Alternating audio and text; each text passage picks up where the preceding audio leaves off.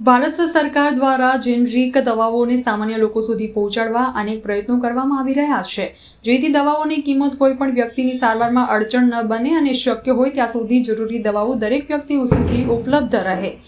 વડાપ્રધાન શ્રી નરેન્દ્રભાઈ મોદીએ તારીખ 7 માર્ચને જન ઔષધિ દિવસ તરીકે ઉજવવાની જાહેરાત કર્યા બાદ તારીખ 7 માર્ચ 2019ના દિને સૌપ્રથમ જન ઔષધિ દિવસની ઉજવણી કરવામાં આવી હતી, જેને અનુલક્ષીને આણંદ જિલ્લામાં જિલ્લા પંચાયતની આરોગ્ય શાખા દ્વારા 7મા જન ઔષધિ દિનની ઉજવણી સાંસદ શ્રી મિતેશ પટેલના અધ્યક્ષપદે કરવામાં આવી હતી. સાંસદ શ્રી મિતેશ પટેલે પ્રાસંગિક ઉદ્બોધન જણાવ્યું હતું કે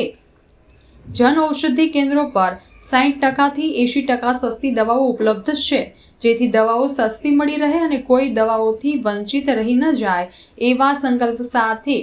ઉક્ત કાર્યક્રમનું તાત્પર્ય ઉપસ્થિતોને કહ્યું હતું. આરોગ્ય સમિતિના અધ્યક્ષ શ્રી પ્રકાશભાઈ પટેલ, બાકરોલ કોર્પોરેટર પિનાક પટેલ સહિત મોટી સંખ્યામાં લોકો ઉપસ્થિત રહ્યા હતા.